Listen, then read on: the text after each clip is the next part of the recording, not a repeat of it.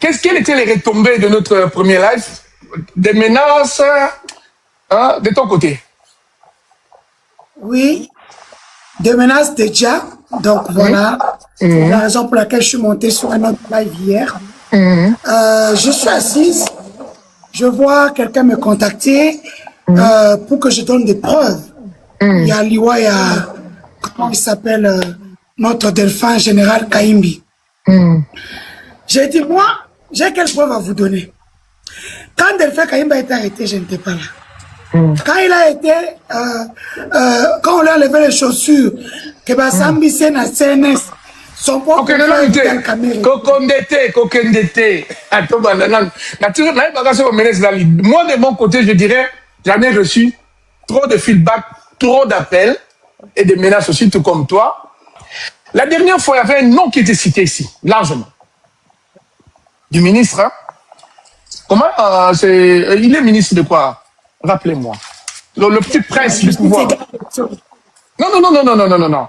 Comment il s'appelle? Guy Lando. Il est ministre? Ministre des Relations avec le Parlement. Voilà.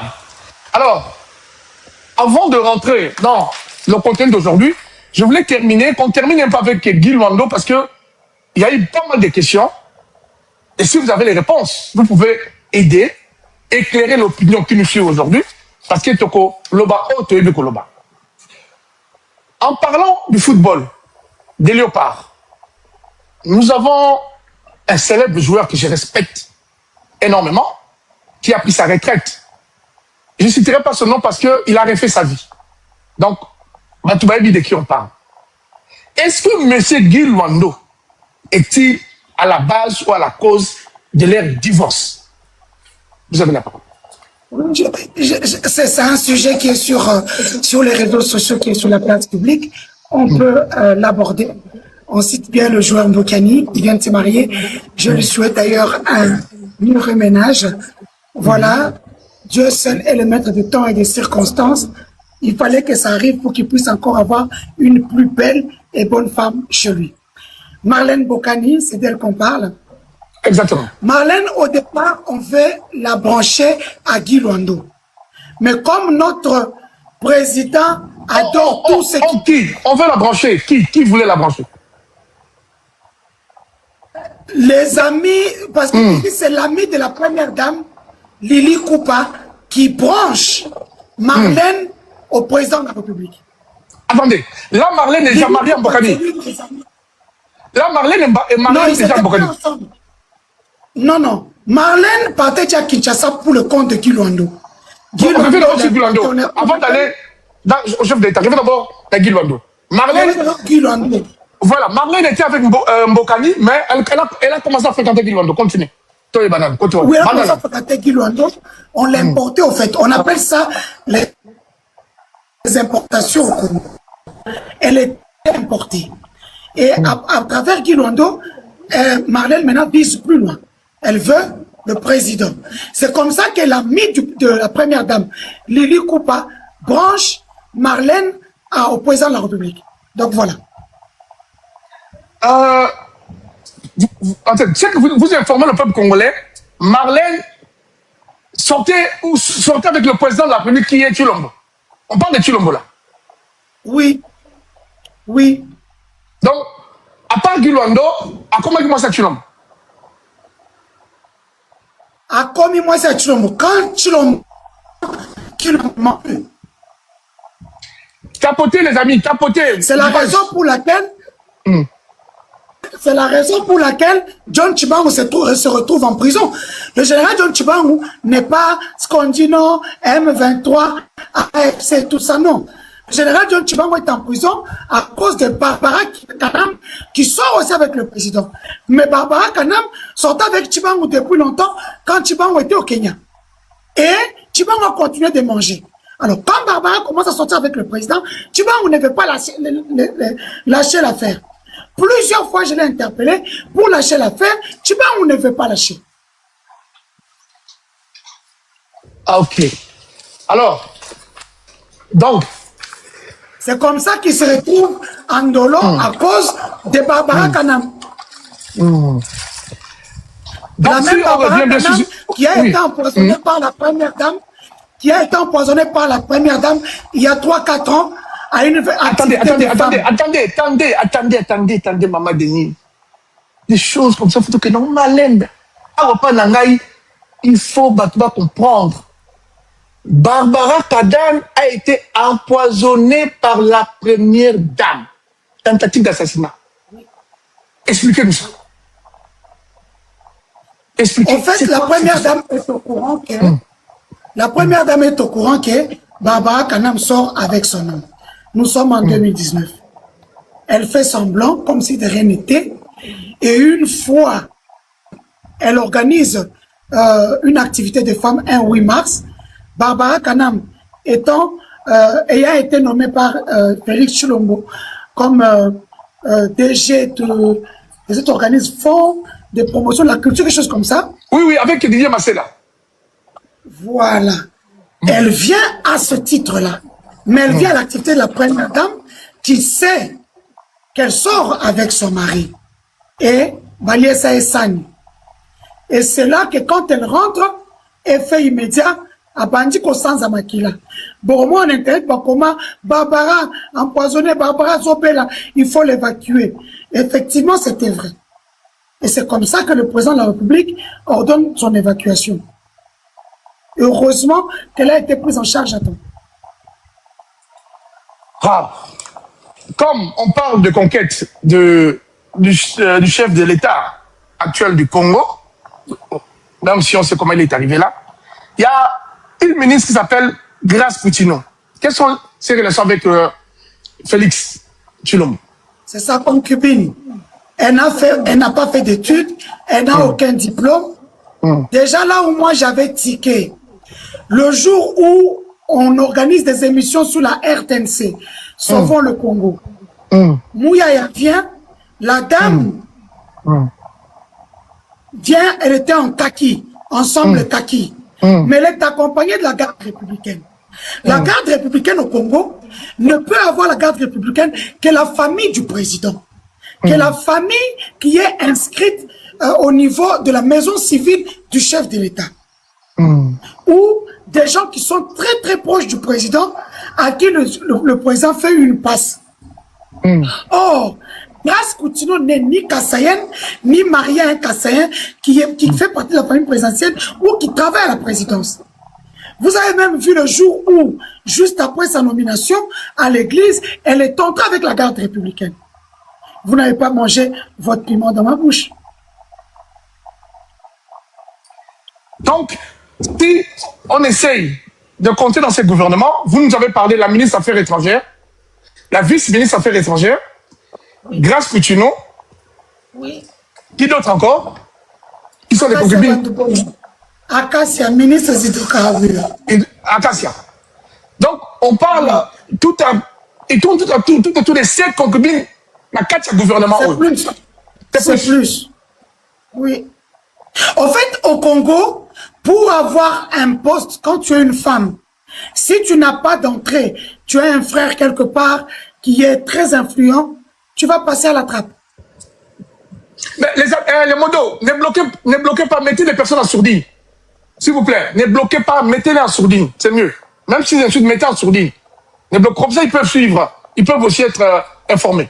Voilà. Donc, vous avez dit... Acacia, je vais vous faire rire l'anecdote d'Acacia. Acacia, ils se connaissent à Paris. Qui lui amène Yannick Pires Loutandi là. Yannick Pires, il est en chargé des missions, quelque chose comme ça, mais du côté de Né-Congo. Okay, parce qu'il y a 5 régions éparpillées lorsque le président nomme par ordonnance présidentielle. Et Yannick, on l'a mis en charge de Né-Congo avec son autre copine, Nani, celle qui vient des États-Unis, qui était la copine de Denis Lessi, qui a un enfant albinos, un très beau garçon albinos, Fanny Bomandeke. Ok. Donc, c'est Yannick là qui l'amène aussi des fois des femmes. C'est lui qui amène Acacia Bandoubo là. Là, Acacia a terminé à l'UPC parce qu'elle ment souvent qu'elle a étudié par-ci par-là. Elle a fini à l'UPC. Elle était dans le parti de Délice Sanga. Elle était aussi copine du président de ce parti-là, on ne va pas se cacher. Et elle part en Europe. De l'Europe, elle se cherche. Elle n'a même pas fait 5 ans qu'elle rencontre Félix dans des réunions à Paris et tout ça. Et c'est comme ça qu'ils commencent leur idylle. Lorsque Félix est nommé, devient président de la République, il la nomme ministre. Mais juste après 2 fois être nommée, elle prend la mauvaise décision de se marier. Dès qu'elle se marie, Félix la chasse du gouvernement. Malgré qu'entre-temps, elle avait perdu son frère et sa sœur qui ont été empoisonnés dans le ministère qu'elle gérait, l'économie. Et Félix la chasse du gouvernement. Et après, Félix l'impose de quitter le monsieur pour revenir au gouvernement. Et la dame a dû demander le divorce et dédommager le monsieur au parquet de 4e rue pour que Félix la remette au gouvernement et devienne ministre des Affaires foncières et puis maintenant ministre des hydrocarbures en remplaçant Didier Boutimbo, le protégé de la première dame. Donc voilà. Voilà. Donc, chers amis, nous avons entendu tout ce qui se cache, tout ce qui se trame derrière les écrans, histoire de copinage, coquin, tout ce qui tourne, les amourettes de la République. Les posters, on les reçoit, mais il y a une facture à payer. Sur un canapé. Sur un canapé. Alors, on va un peu avancer, parler. La dernière fois, on a parlé du défunt, du général Delphin. Parmi les retours, beaucoup de personnes ont dit dans tes propos, on va se tutoyer, vous avez accusé ou bien incriminé l'ex-chef de l'État. Est-ce que l'ex-chef de l'État est concerné dans cette histoire? De Kaimbi? Oui. Bon, selon les renseignements, vous savez, moi je suis mercenaire, je travaille toujours avec les services de sécurité et sûreté de quelques pays dans le monde. Selon les renseignements que nous avons reçus, il paraîtrait qu'à un moment donné, comme Félix, qui s'appelait frère, avec le Raïs, chacun a voulu en finir avec l'autre. Ça, c'est connu de tous. Il n'y a pas à faire l'amalgame. Chacun a voulu en finir avec l'autre quand le FCCH a commencé à battre de l'aile. C'est comme ça que chacun a sorti les épées. Moi, à ce moment-là... Parce qu'on dit, d'après le feedback que j'ai reçu, à 90%, Jikaka n'est pas cité dans l'affaire. D'après ce que des gens disent et que j'ai reçu. Est-ce que... Moi, d'après les services, les gens qu'on avait arrêtés à ce temps-là, ils avaient cité l'ancien président de la République. Mais ça, ils peuvent être aussi manipulés pour accuser, pour trouver une raison dans cette histoire, Félix aille attaquer le chef de l'État, aille attaquer Jikata. Trouver un alibi. Ok, voilà. Je veux être correct. Ok. Ici, nous faisons pas une analyse des intellectuels. Je ne serai ni pour Jikaka ni pour Félix. Parce que tous les deux, chacun a cherché la peau de l'autre. Il n'y a pas un sein entre nous, désolé. Tous les deux. Vous savez que je suis kabiliste, je suis fasciste. Moi, je suis communicatrice. C'est lui qui me paye, je travaille pour lui. Je n'ai pas de parti pris pour tout ça. Kabila, il m'a tout donné. Félix aussi est venu comme c'est mon frère, il m'a tout donné. Mais ici, je parle d'une histoire qui est vraie. Où, avant qu'on puisse voir ce que nous, on a vu, que tout le monde voit, que FCC Cash a commencé à battre de l'aile, il y avait déjà des soubassements. Chacun a cherché la peau de l'autre. Mais moi, je me méfie un peu. Pourquoi? Parce qu'autour de Félix, il y a beaucoup de kabylistes. En commençant par le garde du corps du président, Josué Ten. C'est le cousin de Joseph Kabila Kabang. En partant, Joseph le laisse à Félix. Ça veut dire, s'il y a quelqu'un qui devait en finir avec Félix, c'est Josué.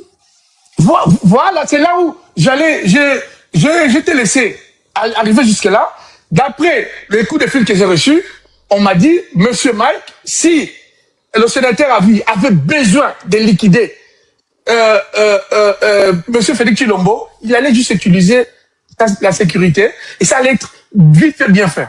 Et aussi, dans les dires, Monsieur Jikaka n'avait besoin que lui, son envie unique, c'est rester dans son Kingakati et vivre avec sa vie. Il n'avait plus l'intention de revenir au pouvoir. Donc, d'après, voilà. Donc, c'est-à-dire, éliminer Félix, c'était aussi lui-même de se mettre en insécurité, personnellement. Voilà. Donc, ça veut dire, ce qui toquait Nasuka, tout le monde a que Jikaka n'a jamais eu, parce que ça n'allait pas l'arranger lui-même. Et il avait des gens derrière Félix. Jusqu'aujourd'hui, hein, comme vous avez confirmé, tu as confirmé, que ce monsieur est toujours derrière Félix. Et si Jikaka avait besoin de faire un coup que ce soit, Moutou Bazalaki. Mais il n'a jamais cette intention. Voilà, donc je pense que... Ce sont des personnes très unies. Voilà. Ah, merci. Donc, on ferme ces paragraphes-là.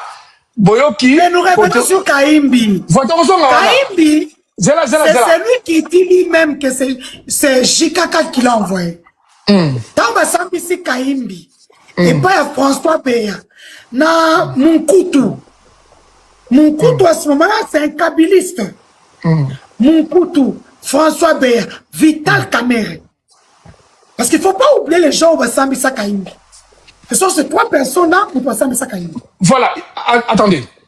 On revient. On a pu comprendre que lui, il n'a rien à voir. Maintenant, on revient sur Kaimbi. Bassambi, c'est comment? Jusqu'aujourd'hui, il n'y a pas une lettre officielle d'un procureur, d'un juge d'arrestation de Kaimbi. Comment Kaimbi Bassambi ça? Explique-nous ça. En fait, ce qui se passe, comme vous savez, moi je suis quelqu'un, les gens me font confiance. Okay. Quelqu'un m'appelle, c'est un garçon de l'Est qui travaille à BBC, Chinois Mbelechi.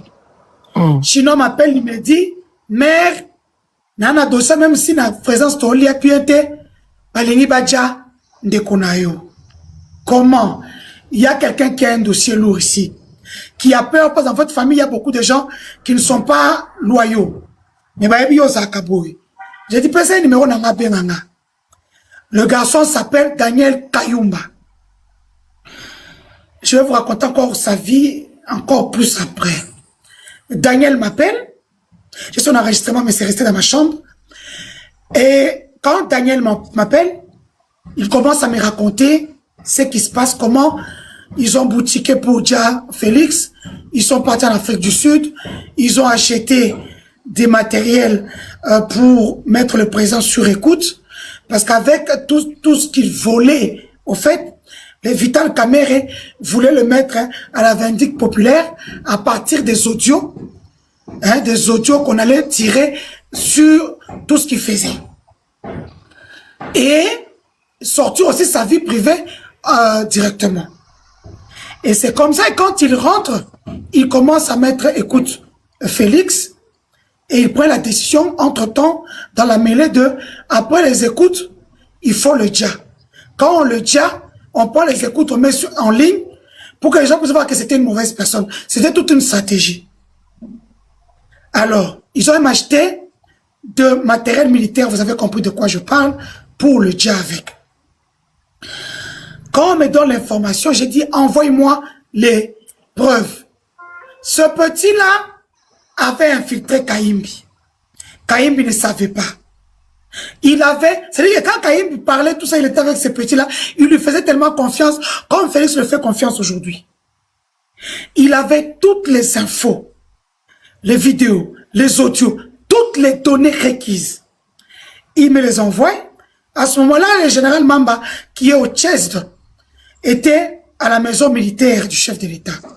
Le général Mamba, quelqu'un de chez moi, d'Indemba, je prends d'abord ça, j'envoie au président. Je dis, voilà, ta vie est en danger.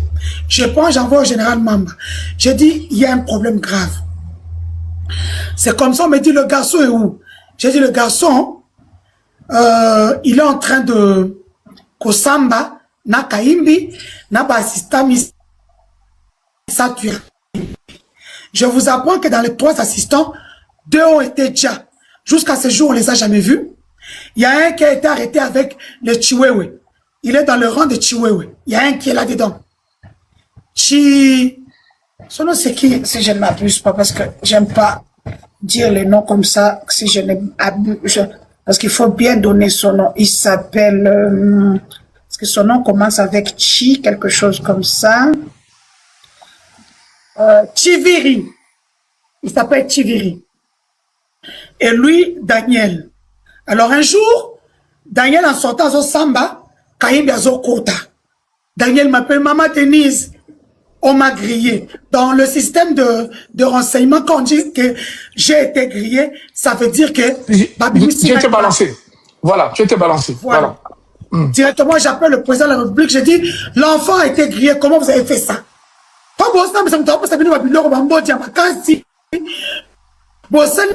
Le chef n'est pas content. Quand il y a une même mise sur la demi-app. C'est comme ça que le président appelle Lapin Bombo, qui a épousé une des nièces du président, si je ne m'abuse pas, une nièce ou une cousine. Il est à ce moment appelé à l'ANER. On prend Daniel, on le cache à 3 Zoulous. 3 Zoulous, c'est le cachot de l'ANER, le plus mauvais cachet, bien sûr, qui est en face de la primature. Pas celui qui est à côté de la primature, en face, en diagonale. On le cache là 18 mois, le temps de voir clair dans l'histoire.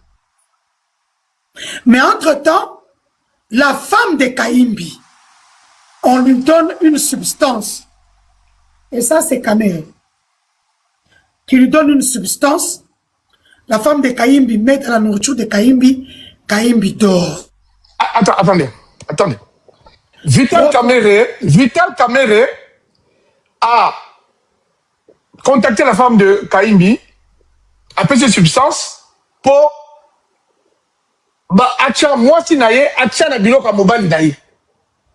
je parlais de Kaïmbi, c'est un dossier tellement sensible qu'ils sont venus ici. Donc, ce qui se passe est que c'est Vital Kamere qui a donné la potion à Brenda. C'est Vital qui donnera la potion à Brenda. Et Brenda, c'est elle qui mettra dans la nourriture, le monsieur va dormir. Mais elle ne savait pas qu'il y avait un coup qui allait venir la nuit. C'est comme ça qu'un général Katangué, on m'a dit de ne pas le citer, parce que déjà, vous savez que déjà, dans la F523, cette structure-là, les Katangais, les gens de l'Est, ça va encore fractionner les choses, je ne veux pas. Le général Katangué vient cette nuit-là, il vient cette nuit-là, et c'est lui qui finit le job. Mais entre-temps, dans la journée, on change à Kaïmbi sa garde, on récupère tous les matériels militaires. Je pense que vous avez compris de quoi je parle. On récupère tout. Donc, on le désarme. Les caméras qu'il y avait chez lui, on éteint ça. L'Indien. Au Congo, il n'y a qu'un seul Indien qui a le marché des caméras. Donc, lui, c'est ce qui s'est passé à cette parcelle-là, ce jour-là. C'est comme ça que on tient Kaïmbi. Merci beaucoup, précis. C'est comme ça qu'on tient Kaïmbi. Quand on tient Kaïmbi, tout ce qu'on faisait là, c'était les tralala. Mais quand Kaïmbi a parlé, dans son PV, c'est dans le PV qu'on trouve le nom de Raïs. Et ce qui fait mal dans cette histoire est que qui est en train, Yakosambise, c'est le général Monkoutou. Or, le général Monkoutou est un kabiliste. Pour lui, il pensait quoi? Que Félix a empêché Loko. Même le général Katangué, qui a Djakaimbi, je vous donne l'indice, il sortait avec la cousine du président Rosine Bombo. Il payait pour cette dame-là un appartement à l'immeuble CTC de maman Jeannette. 5 000 $ par mois. Et pour lui, il pensait que, comme il vivait avec la cousine nationale, on allait le remercier pour le sale boulot qu'il avait fait sur Kaïmbi, et comme il sortait avec Rosine Bombo. Mais à la fin, il est en disgrâce, il est en exil, comme nous tous. Voilà l'histoire de Kaïmbi. Voilà. En tout cas, c'est épatant, parce que tout le monde va trouver ma caméra, qu'on imagine des gens pacifiques qui se retrouvent dans ces salles des zones. En tout cas, la République, on ne sait plus à qui se fier.